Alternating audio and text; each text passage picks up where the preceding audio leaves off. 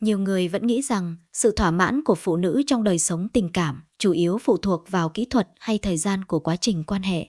Tuy nhiên, nhiều nghiên cứu về sức khỏe tình dục cho thấy thực tế phức tạp hơn rất nhiều.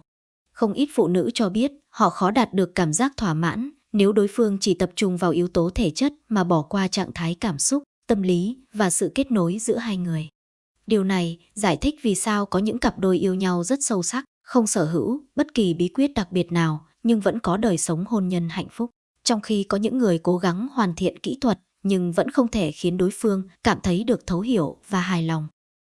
Điều đầu tiên cần hiểu là cơ thể và tâm trí của con người không hoạt động tách biệt. Đối với nhiều phụ nữ, cảm xúc có ảnh hưởng rất lớn đến trải nghiệm thân mật. Khi tâm trí còn đầy áp lực, lo lắng, căng thẳng hoặc cảm giác không an toàn, cơ thể thường khó thư giãn hoàn toàn.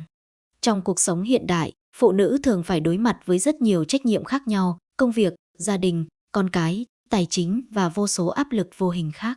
Nếu những gánh nặng đó vẫn còn hiện diện trong suy nghĩ, việc đạt được trạng thái thoải mái và tận hưởng khoảnh khắc thân mật sẽ trở nên khó khăn hơn. Chính vì vậy, nhiều chuyên gia thường nhấn mạnh rằng sự quan tâm trước khi bước vào những khoảnh khắc gần gũi có ý nghĩa rất lớn. Điều này không đơn thuần là vấn đề thời gian bao lâu mà là chất lượng của sự kết nối. Một cuộc trò chuyện chân thành, một lời hỏi han đúng lúc, sự lắng nghe không phán xét hay đơn giản là cảm giác được yêu thương và tôn trọng có thể tạo ra khác biệt rất lớn. Khi phụ nữ cảm thấy được thấu hiểu, não bộ sẽ giảm bớt trạng thái cảnh giác và dễ dàng chuyển sang trạng thái thư giãn hơn. Nói đến yếu tố tâm lý, không thể bỏ qua vai trò của dopamine. Đây là một chất dẫn truyền thần kinh liên quan đến cảm giác vui vẻ, động lực và phần thưởng. Khi con người trải nghiệm những cảm xúc tích cực như được quan tâm, được trân trọng hoặc cảm thấy hạnh phúc trong một mối quan hệ, não bộ có thể giải phóng dopamine nhiều hơn. Điều này không chỉ giúp tâm trạng tốt hơn mà còn góp phần tạo điều kiện thuận lợi cho sự gần gũi và gắn kết giữa hai người. Tuy nhiên, một sai lầm khá phổ biến là nhiều người đàn ông cho rằng chỉ cần kéo dài thời gian quan hệ là đủ.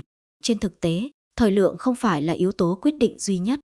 Một cuộc gặp gỡ kéo dài nhưng thiếu sự kết nối cảm xúc đôi khi vẫn không mang lại cảm giác hài lòng bằng một khoảng thời gian ngắn hơn nhưng đầy sự quan tâm, thấu hiểu và tôn trọng lẫn nhau.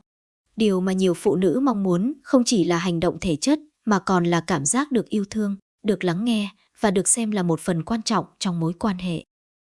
Một khía cạnh khác thường bị bỏ quên chính là giao tiếp. Không ai hiểu cơ thể của một người phụ nữ bằng chính cô ấy. Mỗi người có sở thích, cảm nhận và nhu cầu khác nhau.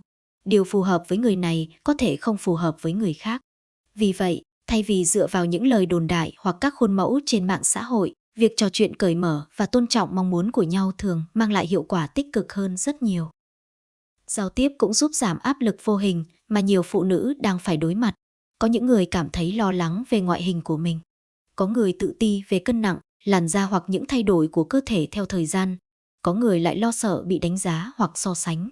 Khi những cảm xúc đó xuất hiện, tâm trí sẽ bị phân tán và khó tập trung vào trải nghiệm hiện tại. Một người bạn đời biết động viên, khích lệ và tạo cảm giác an toàn thường sẽ giúp đối phương cảm thấy tự tin hơn. Nhiều nghiên cứu tâm lý cho thấy cảm giác an toàn về mặt cảm xúc là một trong những nền tảng quan trọng của sự thân mật. Khi một người cảm thấy được chấp nhận, được tôn trọng và không bị phán xét, họ có xu hướng cởi mở hơn trong việc thể hiện cảm xúc cũng như nhu cầu cá nhân. Điều này đặc biệt đúng trong các mối quan hệ lâu dài như hôn nhân. Thực tế, sự thân mật không bắt đầu trong phòng ngủ. Nó bắt đầu từ cách hai người đối xử với nhau trong cuộc sống hàng ngày. Một người chồng biết chia sẻ việc nhà, biết lắng nghe những câu chuyện tưởng như rất nhỏ, biết quan tâm đến cảm xúc của vợ sau một ngày làm việc mệt mỏi thường đang xây dựng nền tảng cho sự kết nối sâu sắc hơn. Những hành động nhỏ nhưng chân thành ấy đôi khi có giá trị hơn rất nhiều so với bất kỳ bí quyết nào. Không ít cặp đôi rơi vào tình trạng khoảng cách cảm xúc ngày càng lớn dù vẫn sống chung dưới một mái nhà. Họ nói chuyện ít hơn, chia sẻ ít hơn và dần trở thành những người cùng tồn tại thay vì đồng hành cùng nhau. Khi sự kết nối cảm xúc suy giảm, đời sống thân mật cũng thường bị ảnh hưởng theo. Đây là lý do nhiều chuyên gia hôn nhân, gia đình khuyến khích các cặp đôi dành thời gian cho nhau một cách có ý thức, ngay cả khi cuộc sống bận rộn. Một bữa tối đơn giản, một cuộc đi dạo, một buổi trò chuyện không điện thoại hay chỉ vài phút lắng nghe nhau trước khi ngủ cũng có thể giúp duy trì sự gắn kết. Những khoảnh khắc đó gửi đến đối phương một thông điệp quan trọng, em vẫn là người quan trọng đối với anh hoặc anh vẫn là người quan trọng đối với em. Cảm giác được ưu tiên và được trân trọng chính là nguồn dinh dưỡng cho tình yêu lâu dài. Ngoài ra, cần hiểu rằng sự thỏa mãn trong đời sống tình cảm không phải là một cuộc thi. Khi một người quá tập trung vào kết quả hoặc đặt áp lực phải đạt được một mục tiêu nào đó, trải nghiệm thường trở nên căng thẳng hơn. Nghịch lý là càng lo lắng về kết quả, con người càng khó tận hưởng hiện tại. Nhiều chuyên gia khuyên rằng thay vì xem sự thân mật là một nhiệm vụ phải hoàn thành, hãy xem đó là cơ hội để kết nối, chia sẻ và thể hiện tình cảm. Điều này đặc biệt quan trọng đối với các cặp đôi đã kết hôn lâu năm. Sau nhiều năm chung sống, cảm xúc ban đầu có thể thay đổi, nhưng điều đó không có nghĩa tình yêu biến mất. Tình yêu trưởng thành thường được thể hiện qua sự thấu hiểu, đồng hành và chăm sóc lẫn nhau. Khi những yếu tố đó được duy trì, đời sống tình cảm cũng có cơ hội phát triển theo hướng tích cực hơn. Một vấn đề khác đáng được nhắc đến là ảnh hưởng của sức khỏe tổng thể. Giấc ngủ, chế độ ăn uống, mức độ căng thẳng và tình trạng sức khỏe tinh thần đều có thể tác động đến cảm xúc và nhu cầu thân mật. Một người thường xuyên thiếu ngủ, chịu áp lực kéo dài hoặc đang trải qua giai đoạn khó khăn trong cuộc sống có thể gặp nhiều trở ngại hơn trong việc tận hưởng sự gần gũi. Vì vậy, chăm sóc sức khỏe toàn diện cũng là một phần quan trọng của đời sống hôn nhân hạnh phúc. Bên cạnh đó, sự tôn trọng luôn là yếu tố không thể thiếu. Mỗi người đều có quyền nói lên mong muốn, cảm xúc và giới hạn của mình. Một mối quan hệ lành mạnh được xây dựng trên sự đồng thuận, lắng nghe và tôn trọng lẫn nhau. Khi cả hai đều cảm thấy tiếng nói của mình được ghi nhận, mức độ tin tưởng sẽ tăng lên và sự kết nối cũng trở nên sâu sắc hơn. Cuối cùng, điều mà nhiều người đàn ông cần ghi nhớ là phụ nữ không phải là một công thức có thể giải bằng vài kỹ thuật cố định. Mỗi người là một thế giới riêng với những cảm xúc, trải nghiệm và nhu cầu khác nhau. Điều tạo nên sự khác biệt không chỉ nằm ở những gì bạn làm, mà còn nằm ở cách bạn khiến đối phương cảm nhận. Sự chân thành, quan tâm, kiên nhẫn và thấu hiểu thường có sức mạnh lớn hơn bất kỳ bí quyết nào được truyền tai nhau. Nếu phải tóm gọn toàn bộ vấn đề trong một câu, thì đó là sự thân mật thành công không bắt đầu từ cơ thể mà bắt đầu từ tâm trí và trái tim. Khi một người phụ nữ cảm thấy an toàn, được yêu thương, được tôn trọng và được lắng nghe, sự kết nối giữa hai người sẽ trở nên tự nhiên hơn.